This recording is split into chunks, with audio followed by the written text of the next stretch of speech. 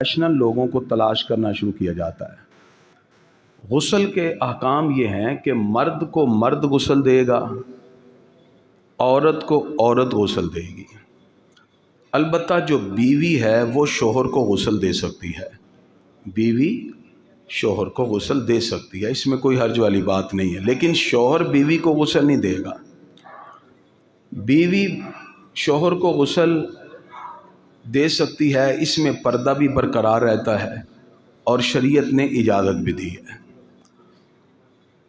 मर्द यानी शौहर बीवी को गुस्ल नहीं देगा। हमारे यहाँ एक ये रिवायतन कहा जाता है कि शौहर बीवी के जनाजे को कंधा नहीं दे सकता। ये सब चीज़ें गलत हैं। कंधा दे सकता है, सब चीज़ें, अलबत्ता उसको कब्र में इसलिए नहीं मर्द उतारता यानी शौहर, क्योंकि अब उसके साथ हो सकता है उसका हाथ टच हो जाए, ये चीज़ें मना है।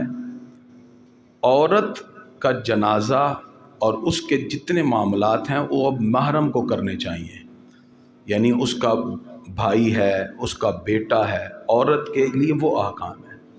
इसलिए हम जब औरत के जनाजे का मामला करते हैं तो हमारे लिए ये भी है कि वो ख़वातीन का रात को जनाजा वगैरह किया जाए ताकि उनका पर्दा बरकरार रहे।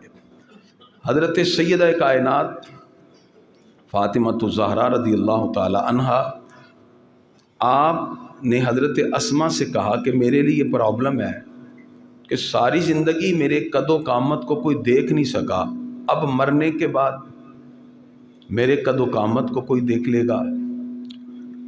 तो हज़रत अस्मा ने कहा, हमने हबशा में जनाजे उठते देखे हैं, औरत के जनाजे में पहले खजूर की छाल डालते हैं, फिर कपड़ा डाल के उठाते हैं। तो सैयदा पाक ने कहा मसला हल हो गया।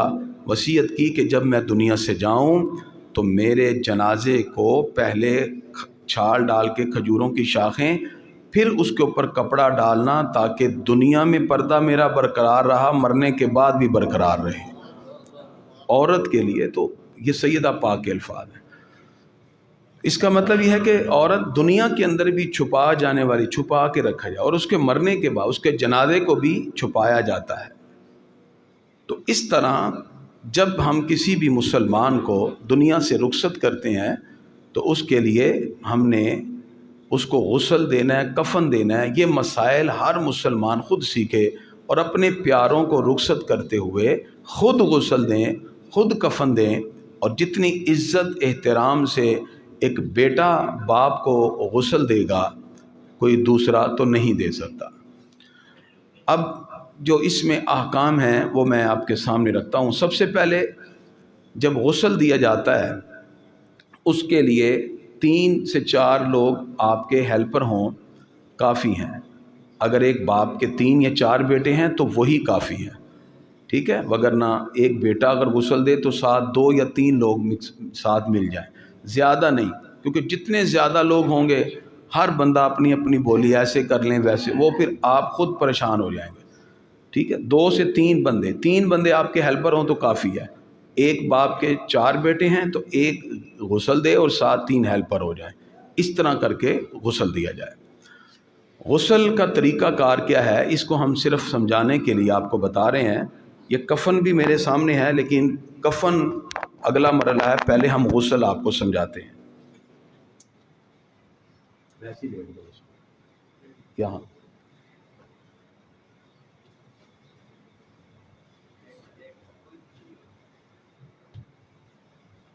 शरी तरीक़ा कार क्या है, एक अंदाज़ आपको सिर्फ समझाने के लिए कि मर्द का जो सतर है वो मरने के बाद भी नहीं खोला जा सकता, उसको पोशीदा रखा जाता है। इसलिए नाव से लेके घुटने तक का जो हिस्सा है ये दुनिया में भी नहीं खोलना चाहिए। अक्सर लोग फुटबॉल वगैरह खेलते हुए छोटे छोटे कच्छे पहन के फिरते हैं, दुरुस्त नहीं है। मर्द दुनिया से जाने के बाद भी उसका ये सतर छुपा रहेगा। इसलिए जब गुस्ल दिया जाएगा तो आप अपने साथ 3 या 4 हेल्पर रखें, एक गुस्ल देने वाला हो, एक के पास रुई कॉटन जो है वो हो, एक के पास खाली शापर हो, 2 اور تیسرا بندہ ہو جو پانی وغیرہ ڈالنے اور صابن پکڑانے میں ہیلپر ہو۔ اگر چوتھا بندہ ساتھ ہو جائے تو ٹھیک ہے، چوتھا بندہ اس میت کو الٹانے میں آپ کی ہیلپ کر دے گا، نہیں تو یہ لوگ بھی کافی ہیں، وہ جو پانی دے رہا ہے وہی آپ کے ساتھ ہیلپ کر سکتا ہے۔ ٹھیک ہے، آپ ایک ہو گئے، 2 3 4 کافی ہیں، یا ایک آدھا بندہ اور ایک بندہ ہو جائے تاکہ وہ آپ کی ہیلپ کرے۔ طریقہ کار یہ ہے، جیسے یہ کپڑا ہے یہ سب سے پہلے رکھ دیا جائے گا ایسے۔ اب یہ کپڑا رکھ دیا ہے، آپ میرا سب دیکھ رہے ہیں، اس لیے ہم نے آپ کو سمجھانے کے لیے، یہ ناف سے لے کے گھٹنے تک کا حصہ چھپ گیا۔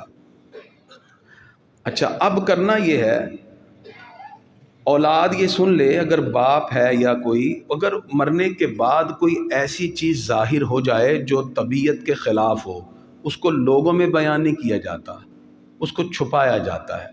ظاہری بات ہے، بندہ ہے، خطا ہو جاتی ہے یہ، تو اولاد بھی اپنے باپ کے، اپنے پیاروں کے، بھائی کے عیب چھپائے۔ اس کے لیے کیا ہے کہ اگربتی آپ لے لیں اور اس کو جلا لیں، جلانے کے بعد اس کا جب دھواں نکلے تو 3 مرتبہ پھٹے کے گرد گھما لیں، 1 2 3، ٹھیک ہے۔ وہ گھمانے کے بعد وہ جو اگربتیاں ہیں وہ قریب ہی کہیں سائڈ پہ لگا لیں۔ یہ دھونی دینے کے حوالے سے تو جہاں آپ غسل دے رہے ہیں وہاں میت کے بہت سے عیب پوشیدہ رہیں گے، تو یہ 3 مرتبہ ایسے گھما لیا جائے اگربتی، اور اس کے بعد اس کو لگا دیا جائے۔ اب اس کے بعد موت لوگوں کی ڈیفرنٹ ہوتی ہے، بعض لوگوں کے آپریشن ہوا ہوتا ہے، ٹھیک ہے، جیسے ہارٹ کا پیشنٹ، تو وہ ابھی اس کے ٹانکے لگے ہوتے ہیں تو اس کی ڈیتھ ہو جاتی ہے۔ اب اس میں سب سے پہلے اس کی باڈی کے وہ حصے جہاں وہ کٹ لگایا ہے وہاں ہم روئی وغیرہ رکھ دیتے ہیں، وگرنہ اگر آپ ڈائریکٹ نہیں ہلائیں گے وہ پانی اس کے ذریعے جسم کے اندر منتقل ہو جائے گا، کیونکہ مرنے کے بعد جو سٹیچز ہوتے ہیں وہ نرم پڑ جاتے ہیں، زندہ بندے کے تو جڑ گئے نا، جیسی ڈیتھ ہوگی تو جسم تو ہی ڈھیلا پڑ گیا، تو وہ پانی اندر چلا جائے گا سٹیچز سے، اس کو پہلے کور کر لیں۔ اور اگر ڈیتھ طبی طور پہ ہوئی ہے اس میں بھی 2 صورتیں ہیں، بعض کا جسم بالکل نرم ہوتا ہے، نرم ہو تو پھر بٹن کھول کے قمیض اتار دی جائے، نیچے سے شلوار، اور اگر اکڑ گیا جسم تو پھر کینچی کے ساتھ آپ نے اس کے بازو سے ایسے کاٹ لینا ہے اور ادھر سے بھی بازو سے کاٹ لینا ہے، جب کٹ جائے گا تو آپ قمیض کو کھینچ لیں گے، ٹھیک ہے نا۔ یہ اس صورت میں کہ جس وقت باڈی بالکل ایسے ہے، ہل ہی نہیں رہی، اگر نرم بازو ہیں تو پھر آرام سے بٹن کھول کے آپ یہ نکال لیں گے، یہ ادھر سے بھی اور یہ ادھر سے بھی۔ اور اگر ڈیتھ ایسی ہے کہ اس کے بعد جسم اکڑ گیا ہے، بالکل سٹریٹ ہے، تو پھر اس کو یہاں سے کاٹ لیا جائے، ادھر سے بھی ادھر سے، اور ادھر سے کھینچ لے اور نیچے سے بھی کھینچ لے۔ لباس اتار دینے کے بعد یہ والا حصہ چھپا رہے گا، ٹھیک ہے، اس کو بالکل نہیں اوپن کرنا۔ جب آپ نے یہ کاٹ لیا، کاٹنے کے بعد کپڑے اتار دیے، اب سب سے پہلے وضو کیا جاتا ہے، لیکن میت کے وضو میں کلی اور وہ ناک میں پانی ڈالنا اور پہلے ہاتھ دھونا ایسے نہیں ہے، کیونکہ اس کی ڈیتھ ہو چکی ہوئی ہے۔ آپ اس کے منہ میں پانی ڈالیں گے وہ اندر چلا جائے گا، وہ پیٹ پھول جائے گا، آپ ناک میں پانی ڈالیں گے وہ اندر چلا جائے گا، وہ پیٹ پھول جائے گا، یہ نہیں کرنا۔ اس میں صرف یہ ہے کہ آپ جب وضو کروائیں، اس میں 2 صورتیں ہیں کہ سب سے پہلے آپ اس کا استنجا کروائیں، اس کے لیے مٹی کے ڈھیلے استعمال کیے جاتے ہیں۔ اس کے لیے جیسے یہ تھیلی آپ کے سامنے نظر آ رہی ہے، عموماً اس کے ذریعے اس کو ہاتھ پہ چڑھا لیا جاتا ہے اور اس کو ایسے بند کر لیا جاتا ہے، ٹھیک ہے جی، اس طرح۔ اب اس میں مٹی کا ڈھیلا رکھا جاتا ہے اور اسی طرح کپڑا رکھا رہے، آپ کا ہیلپر آپ کے ساتھ ہو، وہ باڈی کو تھوڑا سا اٹھائے گا اور پیٹ دبائیں گے، ٹھیک ہے، تو جو بھی نجاست ہے اس ڈھیلے کے ساتھ پونچھ کے پانی ڈال دیا جائے گا، ٹھیک ہے، اس طرح یہ۔ اور جو بندہ آپ کے ساتھ شاپر لے کے کھڑا ہے، اس شاپر میں جو بھی روئی وغیرہ جو یوز چیزیں ہیں وہ ساری اس میں ڈال لی ہیں، وہ ساتھ ساتھ ہی ڈالتے جائیں۔ تو عموماً یہ پہلے بھی کروا لیا جاتا ہے یا پھر بعد میں بھی، کیونکہ زندہ بندے کا تو پہلے لازمی ہوتا ہے نا استنجا وغیرہ کر کے غسل کرے، کیونکہ بعد میں نہیں۔ اب اس کی ڈیتھ ہو چکی ہے، اس کے لیے اگر کوئی بعد میں بھی ایسا عمل ہو جائے، اس کا تو وضو وغیرہ ٹوٹنے کا معاملہ ختم ہو چکا ہے نا، اب تو صرف جسم کو نہلانا ہے، لیکن بہتر یہ کہ پہلے آپ کروا لیں، لیکن بعض فقہا نے اس کو بعد میں بھی لکھا۔ تو یہ اس طرح کر کے پیٹ کو دبایا جائے، ایک ہیلپر ساتھ ہوگا اور مٹی کا ڈھیلا ادھر رکھ کے اور اس کو استنجا کروا دیا جائے، اس کے بعد یہ ایسے ہی اتار کے یہ جو شاپر ہے اس کے اندر ایسے ہی ڈال دیا جائے، ٹھیک ہو گیا۔ اور اس کے بعد وضو کرنے کا طریقہ کیا ہوگا کہ آپ ڈائریکٹ دائیں بازو کو دھوئیں گے، اگر آپ کو دعائیں آتی ہیں ٹھیک ہیں، نہیں تو اردو میں ہی پڑھتے جائیں۔ سرکار دو عالم علیہ الصلوۃ والسلام فرماتے ہیں جب میت کے پاس جاؤ تو اچھی اچھی دعا کرو، آپ جو دعا کریں گے فرشتے اس پر آمین کہیں گے، ملائکہ ہوتے ہیں، تو دعا کی جائے۔ جیسے دایاں ہاتھ جب دھوئیں ایسے پانی آپ نے لوٹے میں لے لیں اور ڈالنا ہے، ٹھیک ہو گیا، ڈالتے جائیں گے اور دعا کریں گے۔ جب آپ ایسے پانی ڈالیں گے دعا کریں گے، یا اللہ اس کا نامہ اعمال دائیں ہاتھ میں پکڑانا، پروردگار بائیں ہاتھ میں نہ پکڑانا، اور اس کے لیے آسانی پیدا کرنا، یہ دعائیں کرنے سے۔ اب یہ بالکل سادہ سادہ، یعنی دائیں ہاتھ کو دھوتے ہوئے یا اللہ اس کے نامہ اعمال دائیں ہاتھ میں پکڑانا اور اس کے لیے آسانی پیدا کرنا، یہ دعا ہو گئی۔ پھر بائیں ہاتھ میں اسی طرح اٹھا کے آپ نے پانی ڈال دینا ہے، پانی ڈالنے کے بعد پھر یا اللہ اس کا نامہ اعمال بائیں ہاتھ میں نہ پکڑانا، نہ ہی پشت پہ ظاہر کرنا، آپ نے بائیں ہاتھ دھو لیا۔ اب چونکہ چہرہ جب دھویا جاتا ہے اس میں ذہن میں رکھیں، بعض ڈائریکٹ پانی ڈال دیتے ہیں، روئی کو گیلا کر کے آپ ناک میں گزار لیں اور روئی کو گیلا کر کے کاٹن کو دانتوں پہ مار لیں اور وہ شاپر میں ڈالتے رہیں، اور وہ کچھ روئی کاٹن لے کے آپ چہرے پہ یعنی منہ کے والی جگہ پہ بھی ڈال لیں، ناک والی جگہ پہ بھی اور کان والے میں، کیونکہ جب چہرہ دھوئیں گے نہیں تو پانی سارا اندر چلا جائے گا، ٹھیک ہے نا۔ تو اسی طرح جیسے ہم وضو کرتے ہیں اسی طرح چہرہ دھوئیں، ہاتھ دھوئیں اور دعائیں کرتے جائیں، اس کے بعد آپ مسح کروائیں اس کے سر کا اور پاؤں دھو دیں، یہ اس کے مین چیزیں دھوئی جاتے ہیں۔ اب ظاہر بات ہے وہ مر چکا ہے، اس کے لیے وہ 3 مرتبہ ہاتھ دھونا، کلی کرنا، ناک میں پانی ڈالنا یہ چیزیں نہیں ہیں، بس آپ گیلی کر کے کاٹن اس کے ناک سے گزار دیں، منہ سے، اور اس کے بعد یہ وضو ہو گیا جی۔ جیسے ہم وضو کرتے ہیں ایسے اس کو وضو کروانا ہے 3 دفعہ، یعنی وہ لوٹا ہے نا پانی کا، ایسے ہی یعنی آپ پانی لیں اور چہرے پہ ایسے ڈال دیں، 1 بار ہو گیا، پھر 2 بار، پھر 3 بار، چہرہ دھل گیا، کاٹن پہلے ہوگی، منہ میں پانی نہیں جائے گا، پھر اسی طرح 3 مرتبہ ہاتھ دھو دیے، پھر اسی طرح مسح 1 مرتبہ ہم ایسے کرتے ہیں، ایسے کروا کے ٹھیک ہے گردن میں، اور اس کے بعد پاؤں دھو دیں، بس وضو ہو گیا۔ میت کا وضو اتنا ہی ہے، اس میں باقی چیزیں نہیں ہوں گی، کلی وغیرہ یہ چیزیں نہیں ہیں۔ اس کے بعد اب غسل سٹارٹ کرنا ہے۔ غسل کرنے کے لیے کھلا پانی چاہیے، تو یہ سارے معمولات سے آپ گزر چکے ہوں گے، اور اگر اس کی کہیں بلیڈنگ وغیرہ کا معاملہ ہے کوئی اس طرح، تو پھر کاٹن سے وہ جگہ یا جہاں سے بلیڈنگ ہے اس کو پہلے کور کر لیا جاتا ہے، تاکہ پانی مزید ڈالنے سے وہ خون پھر رسنا شروع ہوگا، پھر وہ کفن بھی اور جنازے تک وہ خون رکتا نہیں ہے، اس کو پہلے بند کر لیا جاتا ہے جہاں سے بھی سٹیچز ہیں یا کوئی اس طرح کا معاملہ ہے۔ اب آپ نے جب غسل دینا ہے اس کا طریقہ کار ایسے پانی لیں اور جسم پہ ڈالیں، کپڑا ایسے وقت اٹھا کے تو پانی ڈالیں، یہاں سے ایسے اٹھا کے پانی ڈالیں، یعنی کہ کپڑے کو اٹھانا نہیں ہے، پورا کپڑا اٹھے گا نہیں، کپڑا اسی طرح رہے گا اور پانی ڈالتے رہنا ہے، ٹھیک ہے نا۔ جب پانی ڈالتے رہیں گے تو اس سے کیا ہوگا، وہ سارا پانی ہو گیا۔ اب طریقہ کار یہ ہے کہ پہلے جو سائیڈ ہوتی ہے بائیں اٹھا کے دائیں سائیڈ دھوئی جاتی ہے، ٹھیک ہے نا، جیسے یہ دائیں سائیڈ ہے، اس سے اٹھا کے ایسے بائیں، اس کو میں تھوڑا سا بتا دیتا ہوں تاکہ آپ کے لیے پریکٹیکلی بھی آسانی ہو جائے گی۔ اس میں طریقہ کار یہ ہوگا کہ جب غسل دیا جانا ہے تو ہم نے وضو کروا لیا، چہرہ دھو لیا، ہاتھ دھو دیے، اس کے بعد یہ دائیں سائیڈ ہے، یہ بائیں سائیڈ ہے، ہم نے جب غسل دینا ہے تو پانی ایسے اٹھا کے ڈالتے رہنا ہے۔ وضو کے بعد، وضو پہلے ہوگا، چہرہ دھل گیا، ہاتھ دھل گئے، پاؤں مسا، اب صرف ہاتھ ایسے پانی ڈالنا ہے، ایسے پانی ڈالنا ہے، ٹھیک ہے جی۔ کپڑا اسی طرح رہے گا۔ اسی دوران آپ نے یہ دائیں سائیڈ کو دھونا ہے، تو بائیں کروٹ پہ لٹانا ہے. جو آپ کا ہیلپر ہوگا وہ آپ کے ساتھ مل کے ایسے میت کو کر لے گا. کپڑا ایسے ہی رہے گا, میت کو ایسے کر دیا جائے گا. ایسے ہو گئے. اب پانی پیچھے ڈال دیا جائے گا اور ساتھ ہی جو صابن ہوتا ہے وہ بھی لگا دیا جاتا ہے. ٹھیک ہو گیا ایک طرف سے.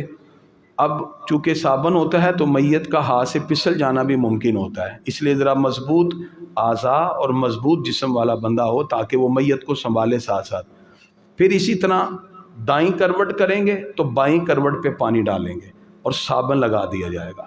ٹھیک ہے, دونوں سائڈوں پہ. پھر پانی, پھر اسی طرح چہرے پر, داڑھی ہے اس پر اور بالوں پر اور یہاں ٹانگوں پر اچھی طرح صابن لگاتے جائیں.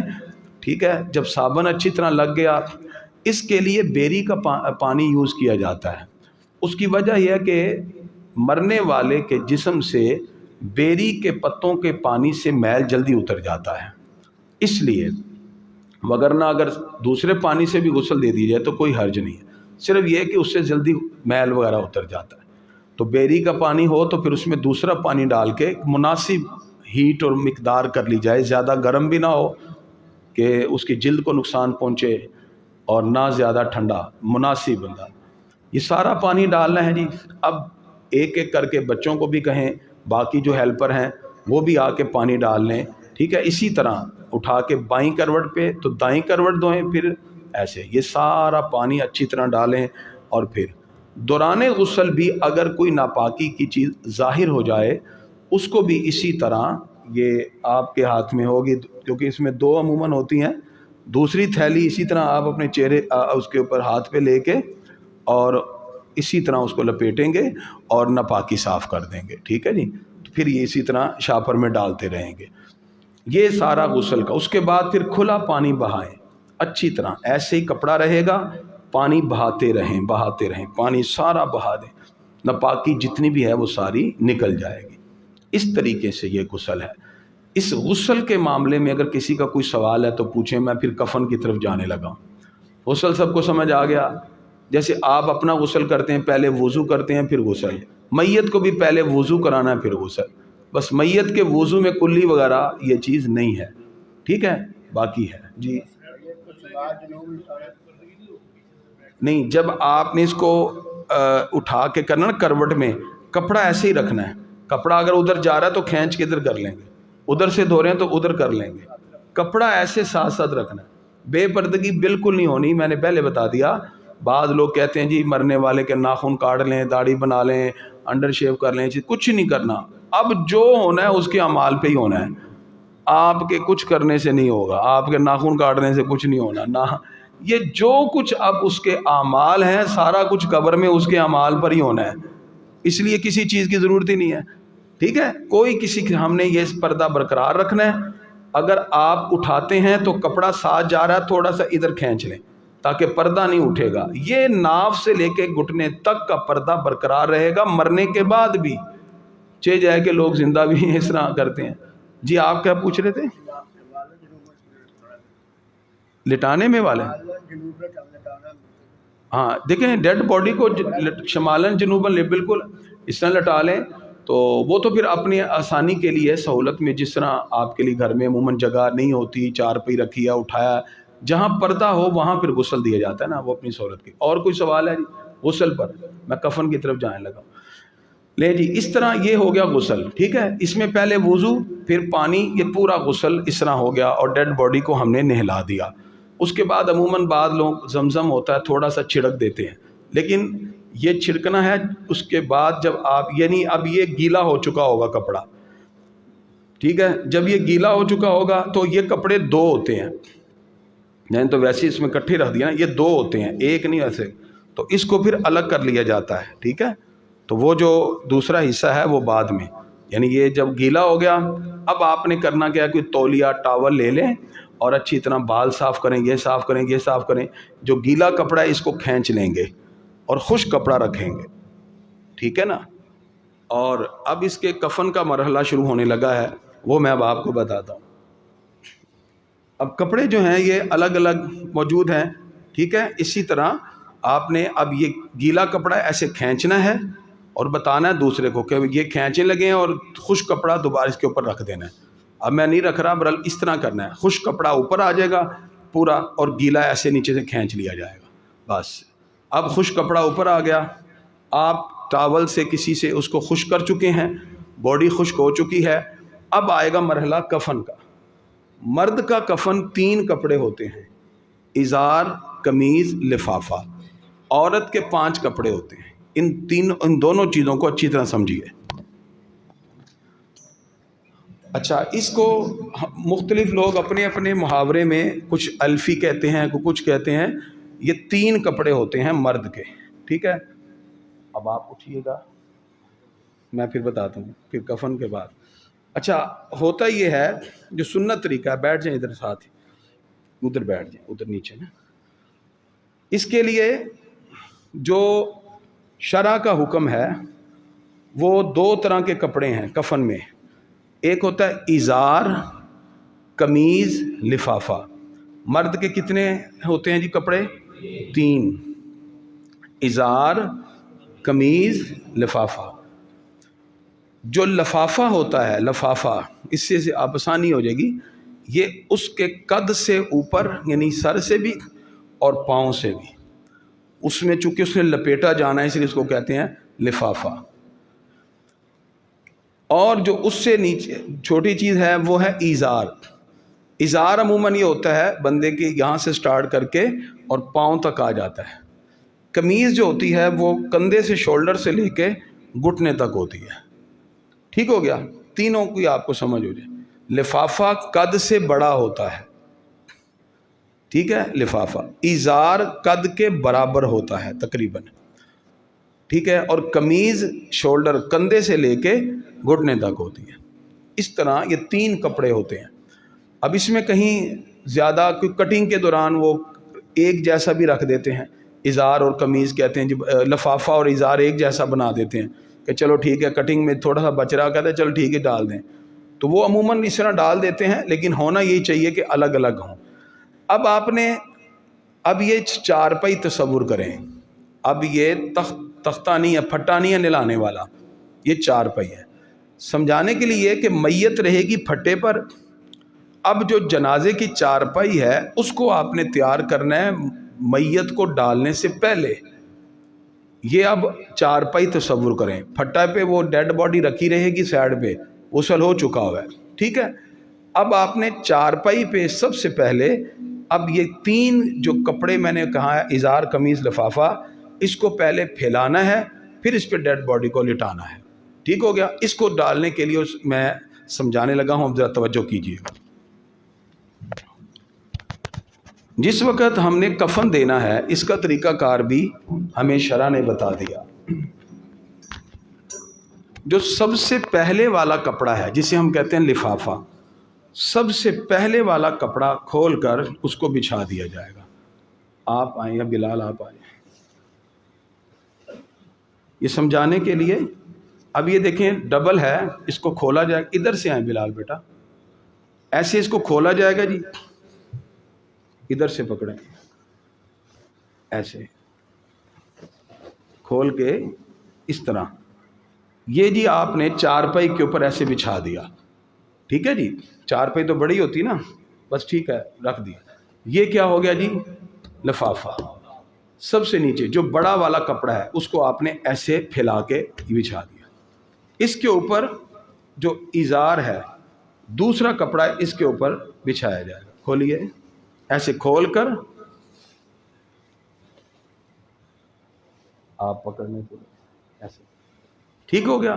یہ دوسرا کپڑا یہ اس طرح بچھا دیا۔ سب سے پہلے نیچے لفافہ، پھر ازار، پھر جو قمیض ہوتی ہے اس کو اس کے اوپر بچھایا جاتا ہے، اور اس کے اندر، قمیض کے اندر عموماً کٹ لگایا ہوتا ہے اس کے گلے کے لیے، ٹھیک ہے؟ اس کو پھر آپ نے دیکھ لینا۔ اچھا، یہ ذہن میں رکھیں، یہ نیچے والا بچھانے سے پہلے آپ چاہیں تو یہ جو بند ہے یہ پہلے بچھا لیں، رکھ لیں نیچے، تاکہ بندنے میں آسانی ہو، یا بعد میں بھی عموماً نیچے سے کر لیا جاتا ہے، یہ اس میں کوئی حرج نہیں۔ یہ میں اس لیے کہوں یہ آپ کے ذہن میں ہو، اسے ہم نے باندھنا بھی ہوتا ہے۔ اچھا، اب ہم نے 2 کپڑے ڈال دیے ہوئے ہیں، ٹھیک ہے؟ تیسرا یہ ہے قمیض، یہ دیکھیں چھوٹی ہے، یہ اتنی ہوتی ہے جتنا عموماً قد ہوتا ہے، اور اس قمیض کے اندر آپ دیکھیں یہ کٹ لگا ہوا ہے، ٹھیک ہے، یہ کٹ لگا ہوا ہے۔ قمیض کو رکھنے کا طریقہ کیا ہے؟ ایسے رکھیں گے، ایسے رکھ کے یہ والا حصہ اس کا پکڑیں جی، ایسے کر لیں گے، پیچھے لٹ کر دیں گے، کیونکہ ہم نے یہاں اس کا سر نکالنا ہے، ٹھیک ہے۔ تو میت کا اب اس میں کوئی آئے گا یا، کیونکہ ڈر بڑا لگتا ہے آنا تو ہر بندے نے، اگر کوئی آئے چلو تجربہ ایک پریکٹس ہی ہے، کیونکہ جانا تو ہر بندے نے جی، یہ تو صرف سمجھانے کے لیے تاکہ آسانی ہو جائے گی نا کفن میں۔ جی آ جاؤ جی، تسی آ جاؤ، چلو یہ ایسے، یہ دیکھیں اب ہم نے میت کو اس طرح ڈالنا ہے، میت کو کپڑا یہی رہے گا اسی طرح اٹھا کے درمیان میں ہاتھ ڈال کے میت کو ہم نے یہاں ایسے ڈال دینا ہے۔ اب پکڑائیں، یہ سر سے نکالیں کفن، یہ ایسے سر سے نکالنا ہے اور یہ اوپر کر دینا ہے ایسے، ٹھیک ہے۔ یہ ہم پہلے پیچھے کر چکے ہوئے ہیں نا قمیض کو، ایسے یعنی باڈی کو اٹھانا ہے، اور اس وقت ذرا مضبوط بندے چاہیے ہوتے ہیں، کیونکہ وہ چھوٹ جائے تو پھر وہ میت گر جائے گی۔ اس کے لیے کیا ہوتا ہے، گھر کے جو عموماً بیڈ شیٹ یا کوئی چادر ہو نا، وہ نیچے سے درمیان سے ایک سر کی طرف سے اور ایک پاؤں کی طرف، جو درمیان والا دو بندے ہیں وہ بڑے مضبوط ہونے چاہیے، ان کو کہیں کہ آپ نے وہ اٹھائیں گے درمیان سے مضبوطی کے ساتھ، اور یہ والے اپنی ڈائریکشن ٹھیک رکھیں گے اور لا کے اوپر رکھ دیں گے۔ اس وقت تک یہ قمیض کا پلو پیچھے ہوگا، یہ نہ ہو کہ رکھ کے یاد ہے وہ پلو تو ہم نے پیچھے کیا ہی نہیں، وہ پھر کیا کریں گے، پھر مسئلہ بن جائے، پھر میں اٹھانی پڑے گی۔ پہلے پلو پیچھے کرنا ہے، اس کے بعد آپ نے یہ ایسے نکال لینا ہے، اور یہ ہم نے میت کو قمیض پہنا دی ہے۔ کیا پہنائی ہے جی؟ قمیض، ٹھیک ہے، ایسے پہنا دی۔ اب اس کے بعد ہمارا جو ازار تھا ہم نے اس کو پکڑنا ہے۔ طریقہ کار کیا ہے، ادھر سے آپ آ جائیں، بائیں طرف سے آپ پہلے اٹھائیں گے یہ اوپر والا کپڑا، بائیں والا، نیچے والا نہیں اٹھائیے گا، صرف سمجھانے کے لیے، اور ایسے اس کو کور کریں گے ادھر پہلے، پھر ادھر سے اٹھائیں گے اور اس کو کور کر دیں گے، ٹھیک ہو گیا، یہ ہو گیا ایک۔ پھر ادھر سے اٹھائیں، یہ ہو گیا اب لفافہ، ایسے، اور ادھر سے یہ اٹھائیں گے اور یہ ایسے۔ اس کے بعد یہ جو درمیان میں ہوتی ہے اس کو ہم نے گدارنا، یہ پکڑیں، اور اس کو ایسے عموماً ادھر کر کے تھوڑا سا کمر کے بعد اس کو ایسے باندھ دیا جاتا ہے تاکہ کفن کھلے نہ۔ یہ اس طرح باندھا جاتا ہے کہ تاکہ یہ مضبوط ہوتی، یہ والی گرا، اور ادھر سے جو باندھا جائے گا وہ اس کے ساتھ ہے، ویسے علامتی طور پہ باندھ دیں، ٹھیک ہے، یہ ایسے باندھ دیا جائے گا پاؤں سے، اور ادھر سے جو ہے یہ اس سے باندھ دیا جائے گا۔ یہ نرم باندھا جاتا ہے سر والا، کیونکہ قبر میں اتار کے اس کو کھولا جائے گا، ٹھیک ہے، پھر چہرے کو ویسے علامتی طور پہ ایسے باندھ دیا جائے گا، ٹھیک ہو گیا جی۔ اب اس طرح یہ پورا ہم نے کفن دیا ہے۔ پہلے ہم نے کون سا نیچے رکھا تھا؟ لفافہ، پھر اوپر ازار، اس کے اوپر قمیض، قمیض کے دو پلو تھے، ایک پیچھے کر دیا۔ اس کے بعد میت کو ہم نے خشک کر کے اچھی طرح ٹاول سے اٹھا کے رکھ دیا۔ اب ہم نے کور کیا، پہلے قمیض اوپر، اور وہ جو کپڑا یہاں رکھا تھا نا سطر والا وہ کھینچ لینا ہے، وہ نہ کہیں ساتھ چلا جائے ادھر جنازے پہ، وہ تو ابداری بننا ہے، نہ لے چیٹے چھوٹے پڑ کے ناپاک ہو جاتا، وہ کپڑا نہیں رہے گا۔ جیسے ہی آپ قمیض اوپر کریں گے وہ والا کپڑا نکال لیں گے، وہ نکال دیں گے، وہ پھینک دیا جاتا ہے یا جو یوز میں کر لیں، کیونکہ اس پر تو کوئی ناپاکی وغیرہ گر چکی ہوتی ہے۔ اسی طرح پھر آپ نے جب قمیض اوپر آ گئی، ہر چیز خشک ہے تو گیلا نہیں ہوگا کفن، اور اگر کوئی بلیڈنگ وغیرہ ہو رہی ہے کفن میں ڈالنے سے پہلے وہاں آپ کاٹن وغیرہ رکھ دیں۔ کوئی آپریشن ہوتا ہے، اللہ تعالیٰ محفوظ رکھے، بعض لوگوں کی ڈیتھ، کوئی ہارٹ فیل ہو گیا، کوئی ایسا، تو وہ بلیڈنگ جاری رہتی ہے، اس صورت میں پھر وہ آپ روئی وغیرہ اس کے ناک میں ڈال دیں اس طرح، وگرنہ کفن وائٹ ہوتا ہے تو یہ بلیڈنگ کے ساتھ، اور بعض مرتبہ جنازگاہ تک اور قبر تک رکتا نہیں ہے، پھر وہ سارا وہ گیلا ہو جائے گا اور یہ بلیڈنگ کے سٹارٹ ہو جائے گی۔ اس میں آپ اب یہ ہو گیا جی، یہاں تک کہ جی کفن ہے۔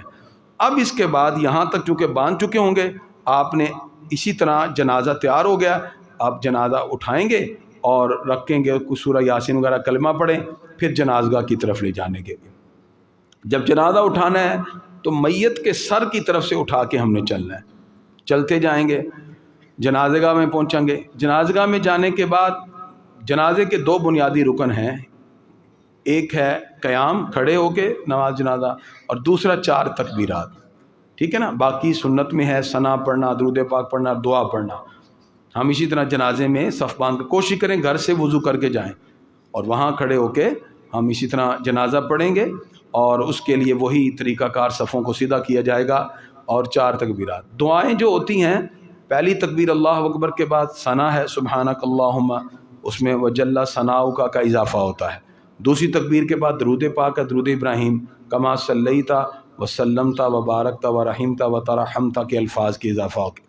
اور چوتھی تکبیر کے بعد ایک تو دعا وہی اللہم اغفر لحینا ومیتنا، اس کے علاوہ بھی دعائیں ہونی چاہیے، جیسے اللہم اغفر لہ ورحمہ وعافہ واعف عنہ واکرم نزلہ ووسع مدخلہ واغسلہ بالماء والثلج والبرد ونقہ من الخطایا کما نقیت الثوب الابیض من الدنس وابدلہ دارا خیرا من دارہ وزوجا خیرا من زوجہ واہلا خیرا من اہلہ وادخلہ الجنۃ واعیذہ من عذاب القبر وعذاب النار۔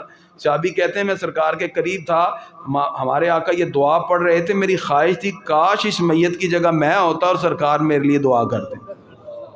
یہ اضافی دعائیں بھی ہمیں پڑھنی چاہیے، صرف اللہم اغفر لی حینا ایک نہیں، اور بھی پڑھیں تاکہ میت کی بخشش کرے۔ یہ اس طرح سے پھر اس کے بعد سلام پھیر دیں گے، ہم دعا کرتے ہیں۔